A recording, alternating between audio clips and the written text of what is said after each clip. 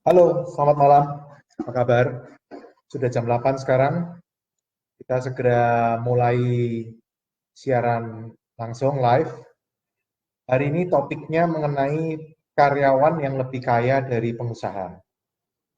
Ya, sambil menunggu yang lain, kita ngobrol-ngobrol dulu, ya kan? Kita tunggu 5 menit ya, kita tunggu 5 menit.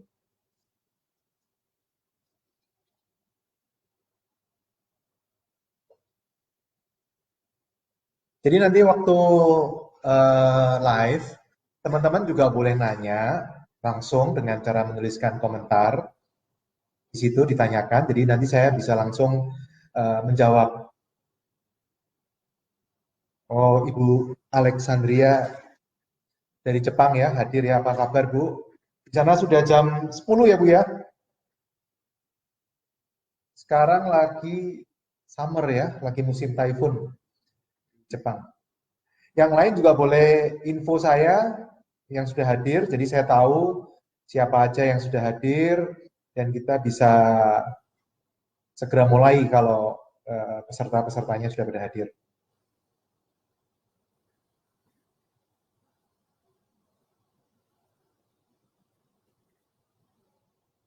Oh, Pak Perdana Aditama dari Jepang juga.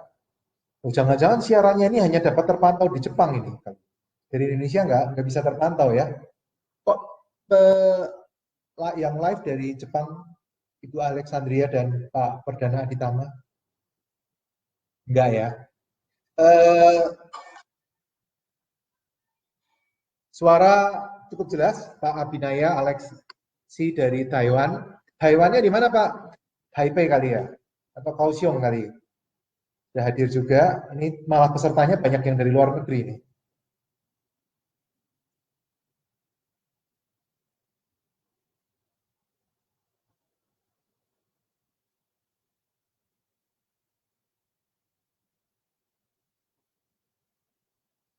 Kita masih menunggu, baru 8 lebih 2 menit. Tapi sudah banyak yang hadir. Yang hadir, selamat malam. Silahkan ketik di komen asalnya dari mana, namanya siapa, sehingga saya tahu uh, dari mana aja yang sudah hadir.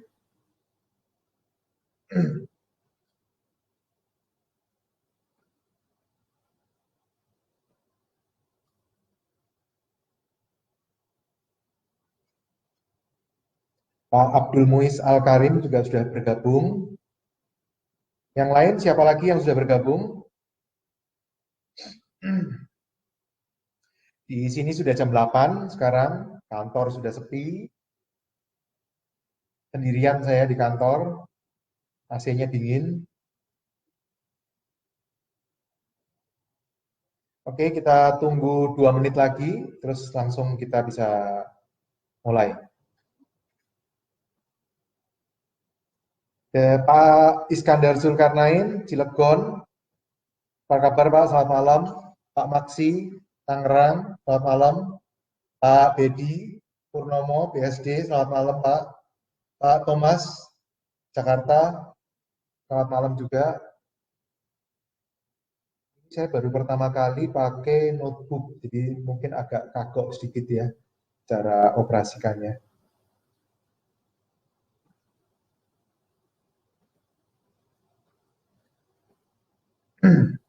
Kita tunggu 1 menit lagi.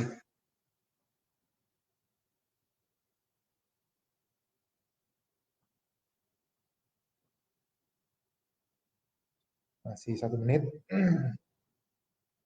Silahkan kalau ada yang mau nanya-nanya, apa yang mau ditanyakan. Hari ini topik kita mengenai karyawan yang lebih kaya dari pengusaha.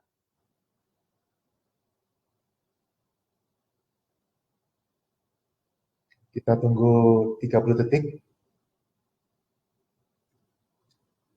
Yang sudah join, selamat malam. Silahkan diinfo nama dan asalnya dari mana. Ini caranya scroll up, saya masih cari ini cara scroll up.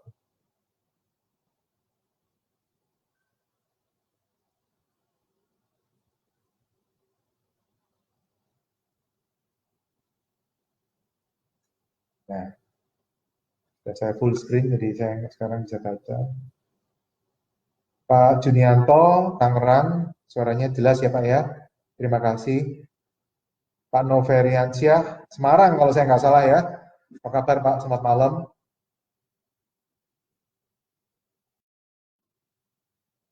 Oke. Pak Bambang Purnomo, selamat malam juga. Oke, kita mulai. Hari ini topiknya adalah mengenai uh, karyawan yang lebih kaya dari pengusaha. Saya selama ini jarang sekali untuk, istilahnya apa ya, kalau ini ngompor-ngomporin orang untuk jadi karyawan, jadi pengusaha. Walaupun saya sendiri adalah pengusaha, tapi saya jarang sekali, malah saya lebih banyak minta teman-teman yang ingin jadi pengusaha, saya sering ngomong, dipikirin lagi loh, pengusaha itu tidak segampang, tidak semanis yang diomongin orang. Saya lebih senang kalau teman-teman memang sudah karirnya bagus, benefitnya di karyawan sudah bagus, fokus saja. Menurut saya hasilnya juga bagus kok. 2003, waktu 2003, waktu itu saya baca buku Rich Dad Poor Dad, akhirnya saya malah jadi panas, saya malah pengen keluar, padahal waktu itu posisi saya sudah manajer di perusahaan IT multinasional, income juga sudah lumayan, sudah bagus, tapi waktu itu saya ngotot keluar jadi pengusaha karena panas pengen jadi pengusaha. Karena saya mikir kalau mau kaya harus jadi pengusaha. Tapi setelah saya jalanin sebagai pengusaha dari 2003 sampai hari ini, saya mengambil kesimpulan bahwa menjadi pengusaha tidak semudah yang diomongin orang. Tidak seenak yang diomongin orang. Jadi karyawan pun enak, jadi karyawan pun bisa kaya. Kalau orang ngomong kaya, karyawan juga bisa kaya. Saya melihat sendiri teman-teman saya, karyawan yang gajinya 50 juta, 100 juta juga ada. Mungkin lebih. Malah ada pengusaha yang mungkin income-nya segitu aja nggak nyampe.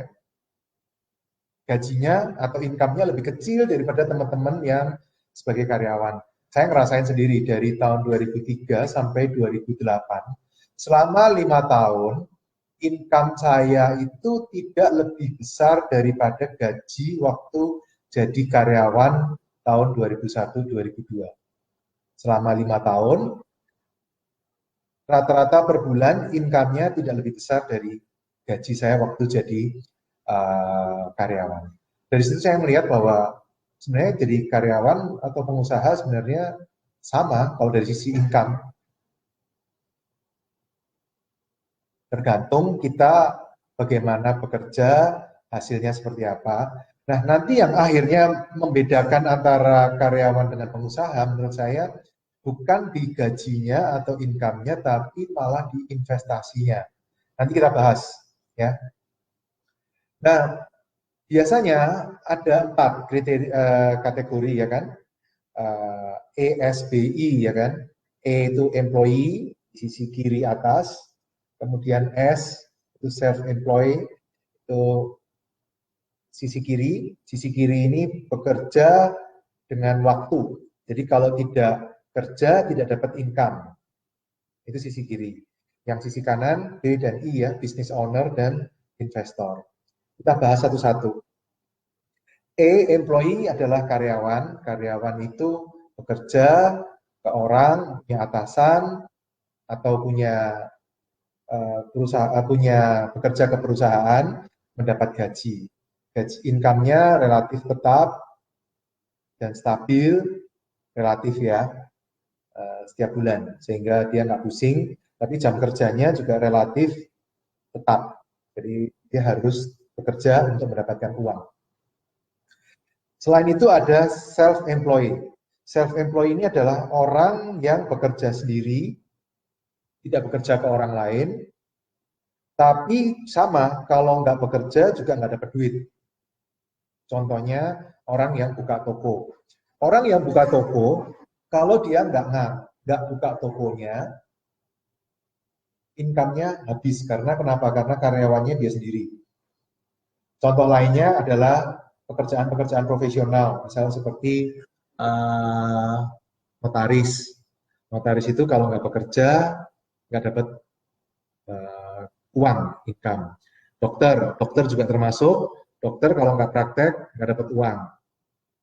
Penyanyi, artis itu tidak bekerja ke perusahaan, tapi kalau tidak bekerja nggak dapat uang. Termasuk tadi ya, pemilik toko, jangan lupa. Pemilik toko itu adalah S, belum D. Pemilik toko yang setiap hari harus nungguin tokonya, tidak bisa libur, itu kita nyebutnya S juga. Jadi E, S, kemudian ada B dan I. Ini bukan berarti B dan I levelnya lebih tinggi dari ES, tidak ya. Ini hanya pembagian saja. B itu adalah business owner. Business owner itu adalah pemilik bisnis yang sudah bisa meninggalkan bisnisnya, ada orang lain yang operate bisnisnya. Jadi dia tidak harus stay di kantor. Itu business owner. Yang terakhir, I. Ini investor. Investor ini tidak memiliki, belum tentu pemilik 100% perusahaannya. Dia bisa hanya chip in mungkin 20%, 25%, 30%, tapi sama dia tidak bekerja pun dia tetap dapat income. Jadi kita jelas ya, ESBI. Nah, orang sering beranggapan bahwa E adalah income-nya yang paling kecil. Tidak, teman-teman. Saya melihat banyak juga karyawan yang income-nya lebih besar dari pengusaha. Ada karyawan yang income-nya 100 juta, 200 juta, 500 juta, 1 miliar sebulan pun ada level-level direktur. Ya. Nah, jadi income dia lebih besar daripada pengusaha-pengusaha yang mungkin kadang pengusaha pun income-nya kelihatannya gagah. Wah, dia pengusaha. Wah, dia pemilik toko ini, toko ini.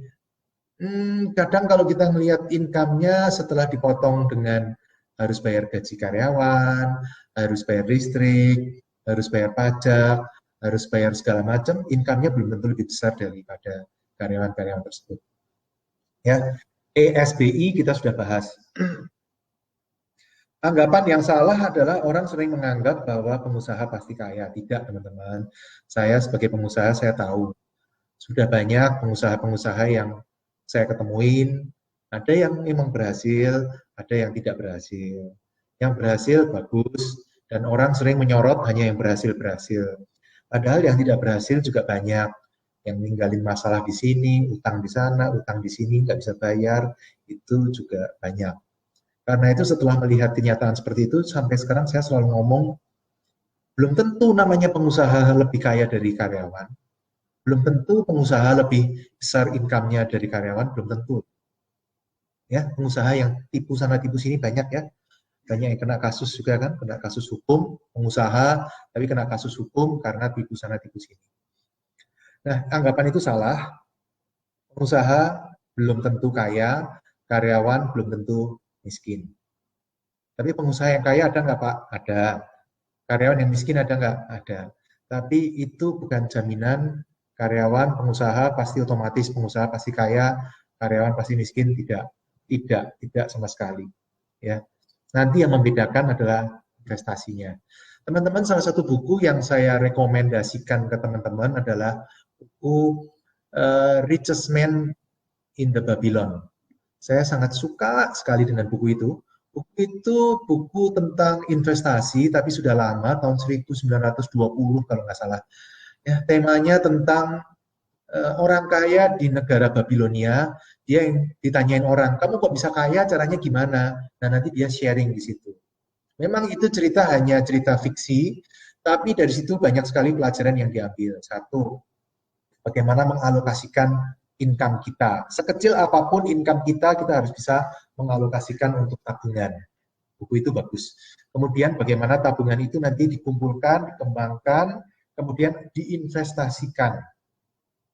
Buku itu sangat saya sukai dan saya selalu kalau tanya, buku apa favorit saya?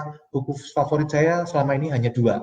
Rich Dad Poor Dad, Robert Kiyosaki, dan The Richest Man in the Babylon. Dua itu. Oke, kembali mengenai karyawan dan pengusaha. Karyawan dan pengusaha nanti yang membedakan sebenarnya adalah kecerdasan keuangan menurut saya, atau financial quotient. Kecerdasan keuangan, financial intelligence juga bisa diomong seperti itu. ujung-ujungnya siapa yang lebih pinter mengelola uang, dia yang akhirnya akan kaya. Saya melihat bahwa kecerdasan keuangan itu sebenarnya ada step-stepnya. Step pertama adalah orang punya income, ini paling basic ya, orang punya income tapi pengeluarannya lebih besar dari income-nya alias tekor. Itu menurut saya adalah orang yang paling basic, pengetahuan finansialnya paling jelek, paling rendah, paling basic. Tidak tahu bahwa pengeluaran lebih besar daripada income. Harusnya kan income yang lebih besar dari pengeluaran. Tapi orang ini income-nya lebih kecil dari pengeluaran sehingga tiap bulan tekor, minus, tiap semakin lama semakin dalam minusnya. Orang ini tidak sadar dan tidak tahu. Pak, tapi gaji saya kecil loh Pak. Gaji saya hanya 3 juta misalnya. Yang di Jogja UMR 1,7 loh. Dan bisa hidup. Tapi saya juga pernah tahun 2004-2005 ya, saya pernah sewa debt collector, ngobrol-ngobrol dengan debt collector. Dia cerita bahwa dia pernah kok nagih ke direktur bank karena nunggak kartu kredit, padahal gajinya waktu itu 50 juta. Tahun 2003-2004, gaji 50 juta masih kurang. Jadi sebenarnya saya melihat bahwa yang menentukan orang itu tekor atau tidak tekor itu bukan gajinya, besaran gajinya bukan, tapi adalah kemampuan dia mengelola keuangan. Ya. Balik lagi, kecerdasan keuangan yang paling basic adalah punya income tapi pengeluaran lebih besar dari income. Nah, ini kita tinggalin. Level 2, orang akan mulai belajar. Setelah dia merasa tekor, lama-lama dia akan belajar. Harusnya nggak gini ya. Dia akan punya 2 pilihan. Menurunkan biaya hidup atau dia mencari pekerjaan yang lebih tinggi gajinya atau income-nya. Sehingga dia mempunyai income yang lebih besar daripada penghasilan dan dia bisa mulai nabung. Walaupun kalau pengalaman saya sebenarnya banyak juga orang yang income-nya naik tapi tetap nggak bisa nabung. Saya juga merasakan gitu. Dulu waktu saya kerja tahun 97 sampai tahun 2000 di perusahaan nasional, gaji saya kurang lebih mulai kan gaji pertama saya dulu 1,25 ya, 1,2. Terus naik sampai terakhir sekitar 3-4 juta. Saya merasa bahwa income saya naik tapi tabungan saya tidak secepat dengan kenaikan income saya. Nah, dari situ saya belajar bahwa ternyata orang kalau mau nabung, itu tidak bisa nabung kalau uangnya sisa baru ditabung. Nggak bisa, percaya saya. Orang kalau mau nabung, itu harus di depan. Bayarlah diri Anda sebelum Anda membayar orang lain. Sebelum bayar tagihan-tagihan dan kebutuhan hidup, Anda harus menyisihkan income untuk ditabung dulu. Paling gampang standarnya adalah mulai dari 10% dari gaji harus ditabung. Apapun yang terjadi 10% dari income harus ditabung. Lebih besar lebih bagus, tapi minimal 10. Pak, gaji saya hanya UMR, Pak. Nggak peduli gajinya UMR atau gajinya di atas UMR, upah minimum regional, tetap harus nabung minimal 10%. Itu minimal, kalau bisa lebih. Nah, ini kecerdasan keuangan yang level 2, bisa nabung. Pengeluaran lebih kecil dari income, sehingga bisa nabung. Itu berarti teman-teman, di sini siapa yang sudah bisa nabung, ya itu sudah mencapai kecerdasan keuangan level 2. Kalau level 1 tadi nggak bisa nabung, level 2 sudah bisa nabung. Selamat yang sudah bisa nabung, selamat, dan jangan lupa selalu nabung itu di depan, bukan nabung itu di belakang. Dalam arti terima uang langsung ditabung, jangan uangnya sisa berapa baru ditabung. Itu teori doang, tidak ada yang bisa seperti itu. Kebanyakan uang tidak pernah sisa, berapapun akan habis. Ya, balik lagi itu kedua. Nah, kecerdasan finansial keuangan yang kedua itu tadi. Yang ketiga adalah orang yang bisa invest. Dari tabungan tadi dia invest, dari tabungan tadi kemudian dia investasikan. Mungkin dia beli tanah, mungkin dia beli saham, mungkin dia chip in atau invest ke perusahaan temannya, atau investasi, atau dia coba-coba kerjasama dengan orang, kemudian bikin usaha. Nah, itu adalah kecerdasan nomor 3. Nah, pesan saya untuk teman-teman yang punya di level ini sudah mulai bisa invest, pesan saya satu, ya invest dengan uang sendiri, itu kecerdasan nomor 3, level 3. Pesan saya cuma satu, ketika teman-teman invest, yang paling penting sebenarnya bukan profit. Yang paling penting ketika teman-teman invest adalah uangnya, pokoknya induknya itu harus bisa balik.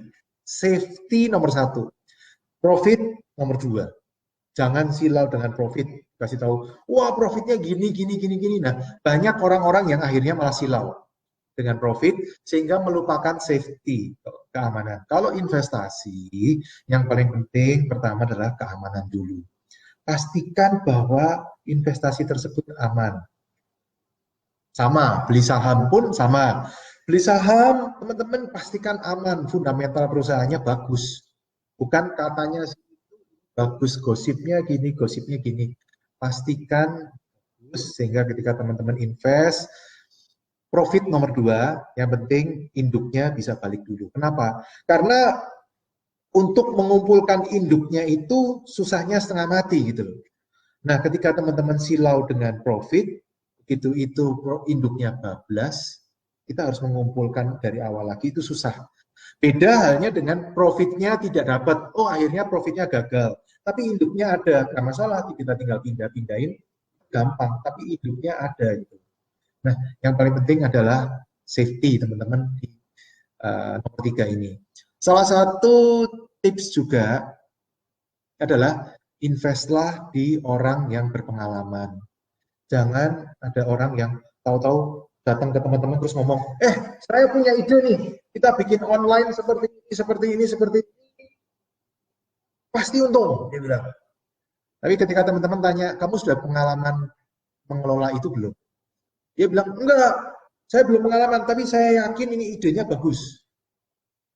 Dia tidak menguasai market, tidak menguasai bidangnya, tapi dia berani ngomong yakin bagus. Itu tanda tanya bagi saya. Bagi saya itu tanda tanya.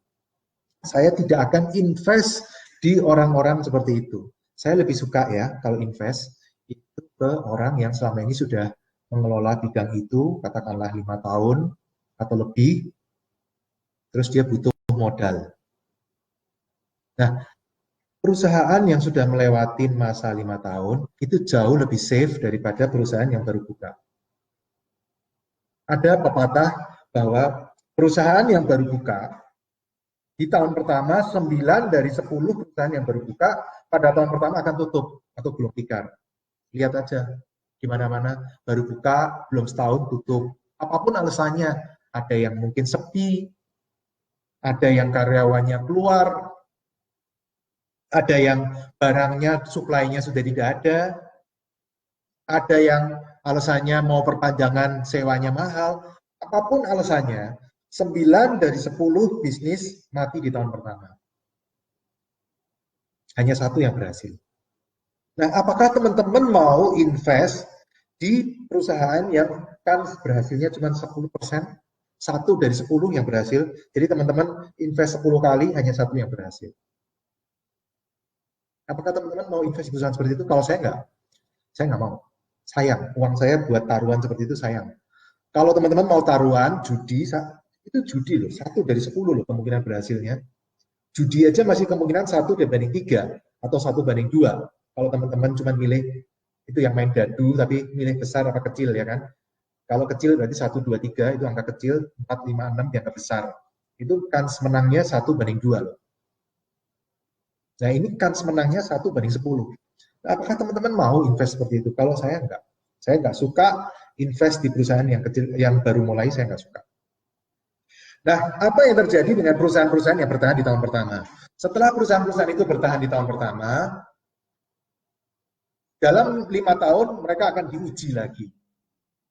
Dari 10 yang berhasil lulus, satu dikumpulin ya kan, ada 10. Dalam 5 tahun yang akhirnya bisa berkembang hingga besar hanya 1. Jadi kans menangnya 1 dari 10. Dan ini sudah mati 10. Atau bisa dibilang untuk bisa menjadi besar setelah 5 tahun, hanya kansnya 1%. Satu dari perusahaan, dari 100 perusahaan yang didirikan, akhirnya 1 yang akan berhasil menjadi besar setelah 5 tahun. Nah, karena itu teman-teman, saya selalu ngomong bahwa ujian itu adalah setelah perusahaan melewati 5 tahun. Perusahaan yang belum 5 tahun, itu belum teruji. Kalau perusahaan sudah melewati 5 tahun, dia sudah pernah melewati siklusnya, apalagi perusahaan yang sudah 10 tahun, 20 tahun, itu jauh lebih aman. Itu tentang investasi ya. Balik lagi, kecerdasan keuangan, pertama, kekurangan uang, selalu kekurangan uang, income lebih kecil daripada pengeluaran. Yang kecerdasan level 2, kecerdasan keuangan level 2, sudah income-nya lebih besar dari keuangan sehingga bisa nabung. Yang ketiga, kecerdasan intelektual, kecerdasan keuangan yang level 3 adalah orang yang bisa invest dengan uang sendiri. Nah, kecerdasan ini akan naik lagi ketika orang ini akhirnya berhasil investasi, sebelum lupa, invest dengan uang sendiri. Teman-teman kalau mau lebih safe, teman-teman tanya ke orang yang pengalaman, ahli. Jangan teman-teman tanya ke orang yang tidak mengerti bidangnya. Kalau di buku Richest Man in the Babylon, itu disebutkan jangan bertanya cara membuat batu bata ke pengrajin berlian. Istilahnya dia gini loh, pengrajin berlian itu kan orang yang dianggap hebat. Tapi jangan ditanya dia tentang caranya bagaimana membuat batu bata. Batu bata itu barang yang sederhana. Tapi teman-teman tidak bisa bertanya ke orang pengrajin berlian. Orang pengrajin berlian mungkin lebih ahli, membuat berlian bisa halus sekali. Tapi dia membuat batu bata, dia tidak ahli. Lebih baik kalau mau tanya tentang batu bata, cara membuat batu bata, tanyalah ke tukang batu bata. Menurut saya, itu selalu saya pegang. Makanya saya sering kalau ketemu orang, terus orang ngomong, bisnis ini bagus, saya ngelihat dia bisnis itu enggak. Kalau dia enggak bisnis, dia cuma ngomong doang, cuman katanya saya enggak percaya. Balik lagi ya ke kecerdasan keempat. Keempat adalah kecerdasan keuangan level 4 adalah investasi dengan hasil investasi. Nah, tadi dia sudah investasi dengan uang sendiri, kemudian dia berhasil investasi menghasilkan. Nah, uang hasil investasi ini diinvestasikan lagi. Nah, ini adalah level 4. Orang yang bisa invest dengan uang hasil investasi, menurut saya itu adalah kecerdasan level 4. Nomor 4. Bisa invest dengan hasil investasi. Ingat teman-teman, kalau bisa hasil investasi jangan dimakan. Kumpulin aja. Saya punya Indomaret, ada Indomaret saya. Uangnya itu selalu saya kumpulin, saya tidak pernah ngambil, terus dia muter di situ terus, kalau ada hasilnya nanti saya pakai untuk DP, untuk pembangunan toko berikutnya, DP untuk toko pembangunan berikutnya, terus saya kumpulin terus. Tidak pernah saya nikmati. Demikian juga kos harian yang saya miliki, juga tidak saya nikmatin. Terus saya putar terus. Terus saya bagaimana hidup? Saya hidupnya adalah dengan income gaji dari perusahaan saya. Saya punya perusahaan, gajinya dari situ. Dan Indomaret saya memberikan gaji 500.000 per bulan ke saya untuk toko-toko yang sudah profit di atas target saya. Kalau tokonya belum profit di atas target, saya belum ngambil profit. Ya, perusahaan masih sakit, masa kita tarik income kan juga enggak. Tapi kalau yang sudah berhasil, ada toko saya yang profitnya, toko rata-rata profit 20, Indomaret itu sekitar 25 juta per bulan.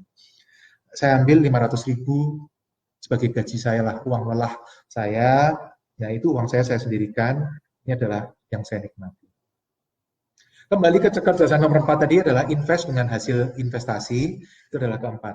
Nah, nomor 5, kecerdasan keuangan yang menurut saya paling tinggi, paling hebat, yang super, yang perlu teman-teman pelajari, Kalau menurut saya pribadi, pendapat pribadi, adalah orang-orang yang bisa invest, tapi memakai uang orang lain. Dia tidak memakai uang dia sendiri, dia pakai uang orang lain. Nah, apa yang terjadi ketika dia memakai uang orang lain? Uang orang lain di sini bisa macam-macam ya. Bisa bank, bisa juga non-bank. Misalnya ngumpulin dari teman-teman, atau dengan cara-cara lain. Rata-rata konglomerat, rata-rata orang kaya, rata-rata investor yang sukses, mereka invest tidak dengan uang sendiri. Mereka akan selalu pakai uang orang lain. Nah, terus uang sendiri buat apa, Pak? Uang sendiri hanya buat cadangan. Kalau diperlukan, baru mereka turun. Enggak. Kalau enggak, ya udah disimpan. Mereka tetap akan simpan sehingga mereka invest dengan uang orang lain. Dan tujuan mereka apa? Tujuannya adalah mereka tahu bahwa mereka harus bisa mengalahkan angka tertentu yang dipatok oleh investor-investor mereka. Investor-investor di sini bisa orang, bisa bank. Kalau bank jelas ya suku bunga pinjaman. Kalau orang lain ya yang dimauin oleh investor ini berapa, mereka harus bisa mencapai itu. Nah, mereka justru invest, orang-orang yang mempunyai kecerdasan keuangan level 5 ini, mereka justru invest dengan uang orang lain. Sehingga mereka punya kriteria yang harus bisa dilewatin. Dan kalau orang lain mau percaya ke orang ini, berarti orang ini sebenarnya sudah punya kemampuan yang mumpuni menurut saya. Karena dia bisa meyakinkan orang-orang ini untuk invest di dia. Nah, invest dengan uang orang lain ini enak. Kenapa? Karena begitu teman-teman invest dengan uang sendiri, teman-teman akan terbentur dengan jumlah. Jumlahnya terbatas, jumlahnya terbatas, jumlahnya terbatas. Tapi ketika teman-teman bisa invest dengan uang orang lain, maka kekuatannya jadi tak terbatas. Berapapun bisa, selama teman-teman bisa mencari sumber pembiayaannya. Karena itu teman-teman, saat teman-teman belajar investasi, menurut saya pun selalu mengajarkan ke orang-orang yang ikut workshop saya selalu ngajarin satu, belajar kendaraannya, baik kendaraannya pakai Indomaret, kendaraan investasi ya, alat investasinya pakai Indomaret atau minimarket waralaba, atau kos harian, ini sebagai alat investasi kita. Tapi selain itu kita juga harus butuh belajar tentang cara mencari pendanaan, pembiayaan. Tentang caranya nyari dari bank gimana, caranya bikin koperasi gimana, caranya bikin investor club gimana, pembagian hasilnya seperti apa. Nah, ini penting. Ya, jadi selain alat investasinya, teman-teman juga harus cari sumber pembiayaannya, teman-teman juga mesti belajar. Pak, saya dengan gaji segini mana mau bank meng-approve saya. 2008, waktu saya lagi bangkrut, income saya juga sampai dasar. Tapi saya karena belajar tentang pembiayaan, tentang kredit, tentang perbankan, saya bisa mendapatkan pembiayaan dari bank. Karena saya mengerti apa yang mereka maui, apa yang mereka harapkan dari saya, dan saya bisa memenuhi. Nah, itu yang perlu teman-teman pelajari. Gimana? Ada pertanyaan? Masih ada topik setengah lagi sih, tapi saya pengen lihat-lihat dulu. Siapa tahu ada yang mau tanya ya.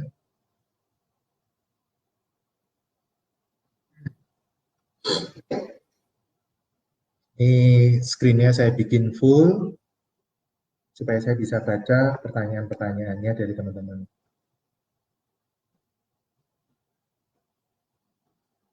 Terima kasih sudah hadir, Pak Riki Sembiring, Tati sudah hadir juga, Pak Adika sudah hadir, kita juga sudah hadir.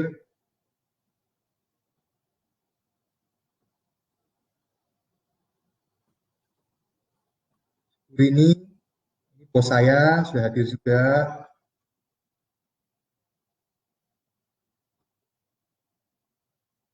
Selamat malam, malam juga Pak Jeremy sudah hadir, malam Pak Riki, selamat malam Pak Henry sudah bergabung, terima kasih Pak Sanjaya, terima kasih Pak Henry, terima kasih jempolnya Pak David Teja, terima kasih sudah bergabung, Adnan Pratama, terima kasih sudah bergabung, Pak Mirsa ini ahli keuangan juga, ahli memakai pembiayaan juga, terima kasih sudah bergabung dari Surabaya ya Pak Mirsa. Pak Kevin, terima kasih. Salam sukses. Pak Fendi, Solo hadir, terima kasih. Pak Samuel, terima kasih. Bojonegoro, Bojonegoro ini dekat Lamongan sana itu ya. Saya kalau ke toko saya yang di Tuban, saya sering mampir ke Bojonegoro. Sebelum masuk Bojonegoro dari Surabaya, saya sudah belok kanan dulu ke arah Ring Road sana. Pak Haryanca, halo apa kabar? Pak Abdi, Pak Haryanca dari Australia, terima kasih. Teman-teman kalau bisa info ya dari mana, saya senang loh kalau ada yang teman-teman di luar negeri, dari Australia, dari Jepang yang bisa hadir. Pak Baron dari Semarang, terima kasih. Pak Nandes Manalu, terima kasih. Pak Diki Bianto, terima kasih. Pak Ibu Ratri kali ya, Pak Ratri atau Ibu Ratri ya. Dari Bogor, terima kasih sudah hadir. Pak Iwan, Pak Malikul, terima kasih. Pak Ibu Tri Utami Batam sudah hadir, terima kasih. Nanya ke saya, Pak, Bapak mukanya seperti kelelahan. Jam 8 malam. Tadi seharian saya pagi ke Depok, ke KPP Pajak, saya ngurus perpanjangan IFA saya, terus siang agak santai, malam, siang berarti saya tiduran sebentar, jam 12 sampai jam 1. Karena saya tahu mau sampai malam hari ini kan. Pak Edo Barker tanya, Pak nggak ambil dividen dari perusahaan? Enggak, saya nggak pernah ambil dividen. Saya gulung terus Pak, saya cuma ngambil gaji doang. Ya, menurut saya salah satu kunci orang sukses yang saya pegang adalah orang sukses adalah orang yang mampu menunda menikmati hasil. Jadi ketika ada satu percobaan di Amerika sana, ya, dulu orang selalu menganggap bahwa orang yang punya IQ tinggi maka kemungkinan berhasilnya tinggi sekali. Kemungkinan sukses di masa depan, karirnya akan tinggi. Itu adalah anggapan tahun 1960, 1970, 80, makanya kita ada tes IQ sekolah. Karena dianggap sekolah menganggap bahwa orang yang IQ-nya tinggi kan untuk berhasilnya di masa depan itu sukses lebih tinggi. Nah, tahun 90-an kepercayaan atau apa ya, teori itu diruntuhkan dengan percobaan. Ada anak-anak yang dikumpulkan di satu ruang, kemudian dikasih tahu, ini masing-masing dapat satu permen. Ya, ini percobaannya sangat terkenal. Dikasih satu permen. Terus yang nguji bilang, setelah ini saya mau pergi, kurang lebih 15 menit sampai 30 menit, untuk anak-anak yang tidak memakan permennya, kalau mau dimakan sekarang boleh, tapi kalau nggak dimakan permennya, nunggu setelah saya balik, yang permennya belum dimakan akan saya kasih satu lagi. Jadi dapat 2 permen. Ngerti ya percobaannya? Dibagiin permen satu-satu, kemudian dikasih tahu, kamu kalau mau makan boleh permennya, tapi untuk anak-anak yang tidak makan permennya, kemudian nunggu saya balik lagi, saya mau pergi 15 menit, saya kalau balik nanti saya kasih satu lagi kalau belum makan permen. Artinya apa? Itu sebenarnya mau mengukur anak ini bisa menahan keinginannya untuk menikmati permen itu atau tidak. Ada sebagian anak yang akhirnya makan permennya sehingga ketika yang uji datang dia nggak dapat permen tambahan. Tapi ada juga yang ketika pengujinya pergi, anak itu tetap permennya disimpan, dia main, tetap dia nunggu pengujinya datang baru dia dapat satu lagi sehingga dia dapat 2. Nah ternyata setelah diteliti di kemudian hari, justru anak-anak yang mampu menahan keinginannya untuk makan permen dan mau nunggu yang ngetes datang, itu setelah besar akhirnya malah jadi sukses. Secara penghasilan, income, kekayaan mereka jauh lebih sukses. Artinya apa teman-teman? Artinya adalah kemampuan menunda menikmati hasil adalah kunci orang sukses. Teman-teman bisa lihat, orang-orang yang tidak bisa menahan keinginannya, akhirnya apa? Kredit, konsumtif, pengen beli mobil, income belum cukup, mobil untuk gaya-gayaan ya. Income belum cukup, kredit. Sehingga dia tidak bisa nabung. Pengen beli barang mewah, mobil, TV, mungkin AC atau apa, income belum cukup, kredit. Padahal kredit bunganya mahal sekali. Atau yang di desa-desa kita masih ingat ya istilahnya ijon. Pohon belum panen, sudah diijon. Biasa ijon itu, kita tahu ya, ijon biasa menyengsarakan petani. Petani nggak bisa dapat income yang besar karena diijon. Nah, itu adalah menurut saya adalah contoh-contoh yang apa ya, tidak bisa menunda menikmati hasil. Kalau saran saya, teman-teman, ya income-nya berapa disesuaikan dengan pengeluarannya disesuaikan dengan itu. Oke. Tadi ngomongin dividen. Pak Deddy Purnomo, tanya Pak, kenapa Bapak pilih Indomaret dibanding Alfamart? Saya lebih suka warna biru Pak, dari dulu saya suka warna biru. Kantor saya juga ada warna biru. Pertama pertanyaan, kalau gadai home buat invest gimana Pak? Waduh, pertanyaan yang dalam sekali ya Pak ya. Lihat-lihat Pak, investasinya aman nggak? Kalau nggak aman, pedas Pak. Wah, ini komentar ternyata udah cukup banyak. Pak Atan, Jakarta hadir. Pak Aku Saat Adi, terima kasih jempolnya. Pak Irwan Franciscus Medan hadir. Terima kasih. Pak Malikul ternyata dari Papua ya. Terima kasih. Bu Tati ternyata dari Parung Panjang. Pak Denmas Supar dari Sidoarjo hadir ya. Terima kasih. Pak Edo tanya ke saya umur saya berapa. Umur saya kelahiran 74 Pak. Pak Kang Cibar kasih hadir. Ini ternyata udah 35, saya kalau cepat dengan cara baca ini, mendingan saya selesaiin materinya ya. Nanti saya baca lagi pertanyaan-pertanyaannya. Ada beberapa materi yang masih ingin saya sampaikan ke teman-teman. Nah, untuk membentuk tadi jangan lupa teman-teman bertanyalah investasi ke orang yang ahlinya. Nah, ternyata teman-teman saya belajar juga bahwa teman-teman kita menentukan kesuksesan kita juga. Jadi teman-teman sebaiknya kalau kumpul dengan orang-orang yang memberikan semangat ke kita. Jangan berkumpul ke orang-orang yang negatif, menyedot semangat kita. Selalu ngomong, nggak mungkin. Selalu ngomong, padahal pertanyaannya, seharusnya jawabannya bukan tidak mungkin loh. Pertanyaannya adalah bukan mungkin atau tidak mungkin, tapi caranya bagaimana. Semua itu mungkin, Pak. Tidak ada yang tidak mungkin, semua itu mungkin. Selama kita masih punya nyawa, selama semuanya itu mungkin, tinggal caranya bagaimana. Orang zaman dulu ngomong ke bulan juga nggak mungkin, tapi akhirnya orang bisa ke bulan. Kan pertanyaannya adalah caranya bagaimana. Kalau kita bilang nggak mungkin, maka otak kita akan tertutup, tidak nyari caranya. Tapi ketika bagaimana caranya, maka otak kita akan berpikir caranya bagaimana supaya kita bisa mencapai tujuan kita. Balik lagi, jangan lupa ya, berkumpullah dengan orang-orang yang mempunyai semangat tinggi. Jangan berkumpul dengan orang-orang yang menghisap tenaga kita. Nah, balik lagi teman-teman, karena itu bukan karyawan, bukan pengusaha yang membuat kita kaya, tapi adalah investasinya seberapa banyak. Saya melihat teman saya yang karyawan, ada yang punya Indomaret 4.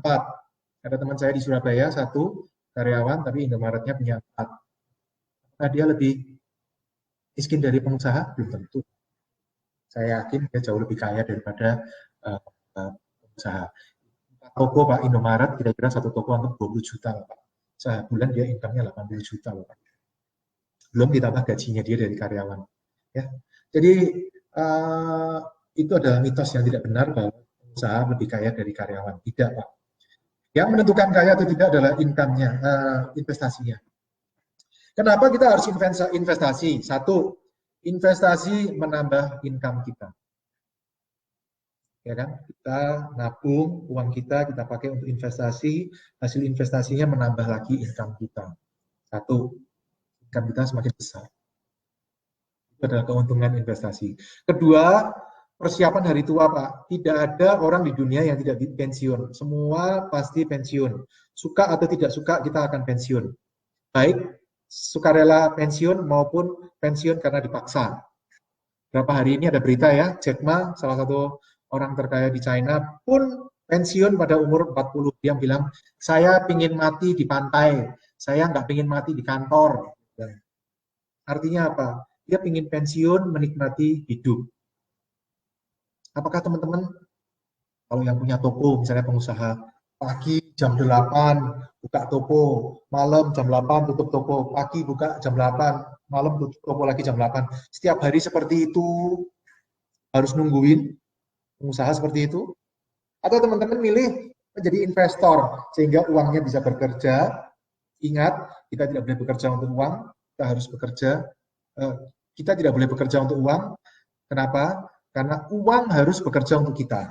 Ya, jangan kebalik. Kita tidak boleh bekerja untuk uang, uang yang harus bekerja untuk kita. Kedua tadi ya, jadi keuntungan investasi, satu menambah income, kedua persiapan hari tua. Yang ketiga, ketika kita punya investasi, maka investasi ini akan jalan terus walaupun kita lagi istirahat, kita sakit, kita lagi nganterin anak kita, investasi tetap akan menghasilkan. Nah ini yang kita, ya kan, kita tetap investasinya akan jalan terus. Istilahnya kalau saya suka memakai istilahnya adalah angsa bertelur emas. Telurnya yang kita ambil, jangan angsanya yang dipotong ya kan. Telurnya diambil, syukur-syukur telurnya netes lagi jadi itik angsa bertelur emas lagi. Yang ketiga tadi ya, jadi jalan terus. Yang keempat teman-teman, ketika teman-teman bisa seperti Jack Ma atau orang-orang yang mencapai kebebasan finansial. Kebebasan finansial itu apa? Kebebasan finansial adalah keadaan ketika passive income atau income yang kita dapat tanpa bekerja. Passive income itu adalah income yang kita dapat tanpa bekerja. Contohnya bunga deposito, dividen saham, income dari kos-kosan, dari Indomaret, atau royalti. Itu kan income yang kita dapat tanpa bekerja. Baik lagi ya, kebebasan finansial adalah kondisi ketika passive income atau income yang kita dapat tanpa bekerja lebih besar daripada kebutuhan kita.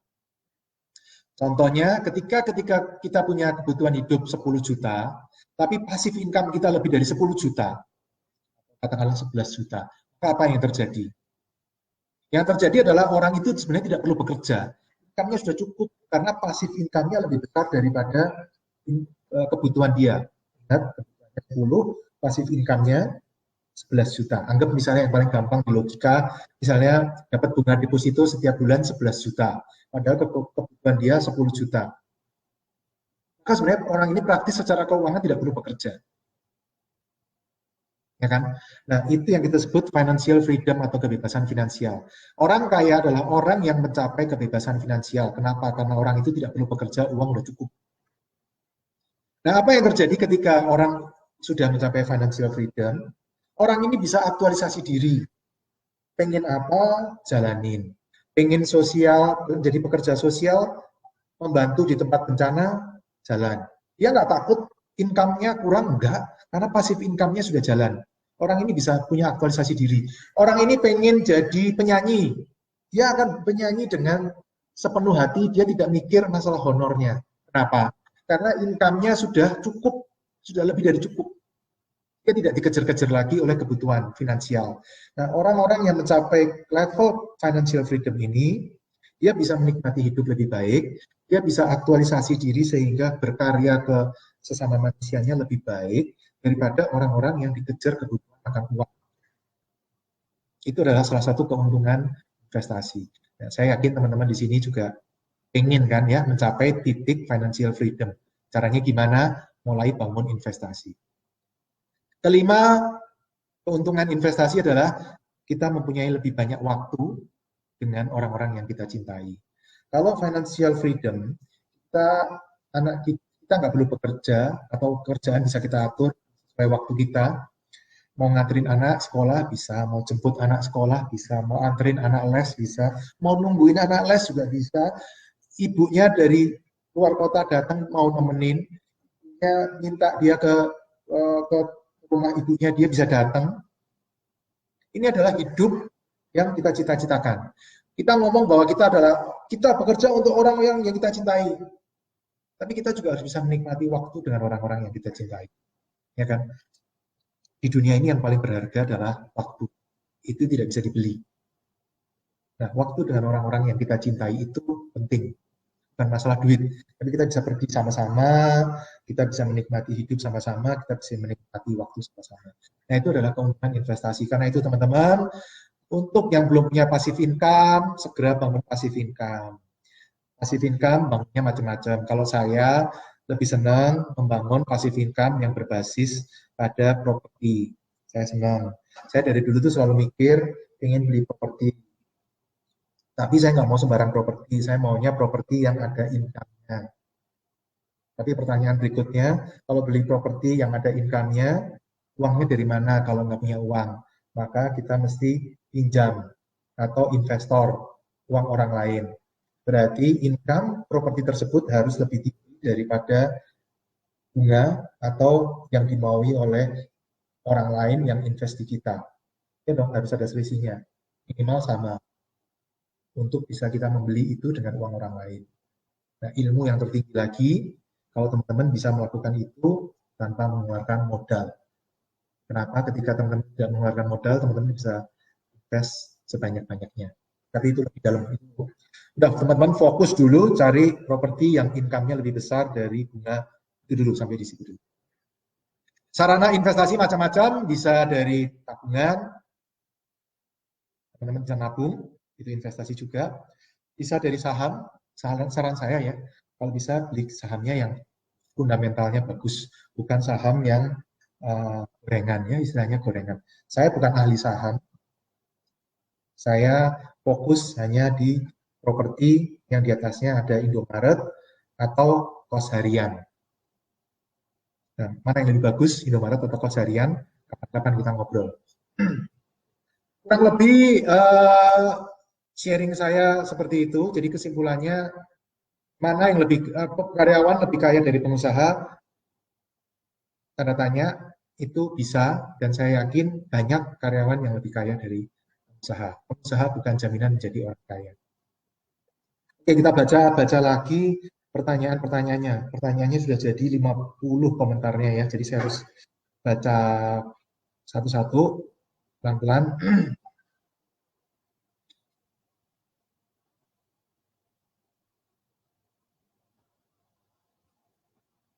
Pak Daniel Omar hadir, terima kasih. Pak Suratmin Kota, Tangerang Kota hadir. Pak, saya senang sekali kalau ada dari Tangerang, Pak. Saya punya Maret, ada 3 di Tangerang. Kos harian ada 1 di Tangerang. Saya sedang bangun 1 lagi kos harian di Tangerang. Tangerang itu menurut saya kota yang perkembangannya. Pak STE Ang telah bergabung. Pak Amin, banyak cerita ya Pak. Ya. Pak Erwin, Pak Erwan gabung, terima kasih. Sampai kapan Bapak menikmati hasilnya? Saya merasa sekarang saya sudah menikmati hasil sebenarnya. Hobi saya kan jalan-jalan ke luar negeri. Saya biasa setahun sekali 2 kali jalan-jalan ke luar negeri.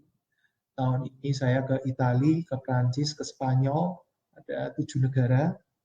Tahun lalu saya ke Yunani, Turki, Mesir. Tahun sebelumnya ke Amerika. Saya rasa saya sudah menikmati. Saya juga hobi ngumpulin diecast. Saya juga sekarang udah koleksi. Mungkin sebenarnya saya pernah Pak coba waktu itu umur 40 saya pensiun. Tapi saya merasa bingung Pak. Nggak ngapa-ngapain bingung. Jadi saya sekarang kerja ya kerja, tapi ya masih banyak, masih pengen saya kejar target yang lebih tinggi lagi sekarang.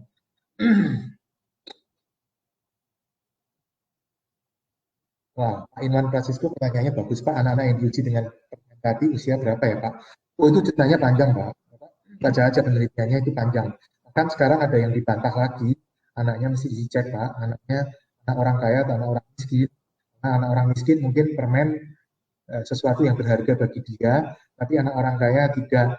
Yaitu mungkin nanti kita menjurusnya pertanyaannya ke tata cara statistik Pak. Itu mungkin teman saya yang ahli statistik yang bagaimana namanya sampel harus sama supaya bisa diukur. Itu panjang Pak.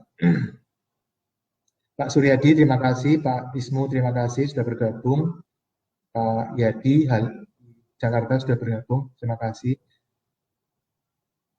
Kalau Masih tanya, Pak, join di bisnis orang lain secara keroyokan gimana? Saya termasuk orang yang nggak suka, saya lebih suka jalinan dengan bank. Lebih jelas hitung-hitungannya, nggak pusing. Pak Robi, terima kasih sudah bergabung. Pak, gimana caranya? Om saya dari Rangkas Bitung tadi. Oke, pertanyaannya udah cukup. Ada lagi yang mau ditanyakan?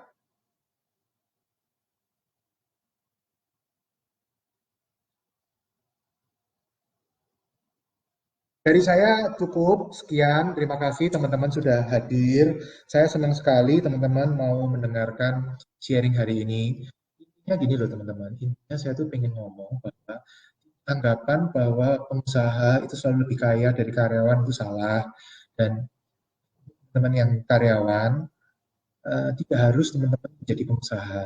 Tidak, karena saya termasuk orang yang menurut saya keputusan saya untuk resign tahun 2002 waktu saya kerja di perusahaan multinasional, menurut saya itu adalah keputusan yang terlalu emosional. Jangan sampai teman-teman seperti saya. Menurut saya untuk mencapai kekayaan tidak harus dengan menjadi pengusaha.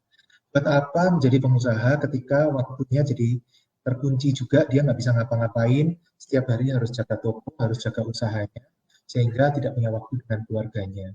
Kalau saya malah menyarankan teman-teman membangun passive income, teman-teman. Bangunlah investasi passive income. Kalau saya paling suka memang membangun passive income, terutama dari properti. Saya sekarang kendaraannya ada dua, alat investasinya ada dua. Satu minimarket waralaba.